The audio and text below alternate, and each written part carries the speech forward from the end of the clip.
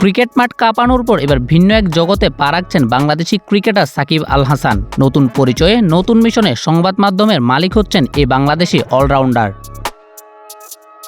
সাকিবের উদ্যোগে আসছে নতুন এক digital news platform beyond Bangla. এই প্ল্যাটফর্মে শুধু খবর দেওয়া হবে না, খবরের পেছনের গল্প তুলে ধরা হবে। দেশ বিদেশের গুরুত্বপূর্ণ বিষয় সহজভাবে মানুষের সামনে তুলে ধরাই হবে এর মূল লক্ষ্য। সাকিব বলছেন, অনেক সময় মানুষ আসল তথ্য ঠিকমতো পায় না, তাই তিনি চান মানুষ যেন পরিষ্কার ও সঠিক খবর জানতে পারে। এই উদ্যোগে তার সাথে আছেন অভিজ্ঞ সাংবাদিক জুলফিকার রাসেল। তিনি এই প্ল্যাটফর্মের সম্পাদক হিসাবে কাজ করবেন। ইতিমধ্যে ওয়েবসাইটের কাজ প্রায় শেষ, তবে সরাসরি চালু করার আগে পরীক্ষামূলকভাবে চালানো হবে। শুরুর দিকে বাংলা ভাষায় কন্টেন্ট থাকবে, পরে ইংরেজিতেও কন্টেন্ট করার পরিকল্পনা রয়েছে, যাতে আন্তর্জাতিক পাঠকদের কাছেও পৌঁছানো যায়।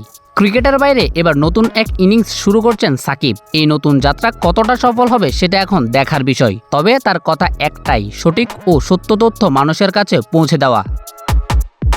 Shahidul Alam Nahim, news now sports.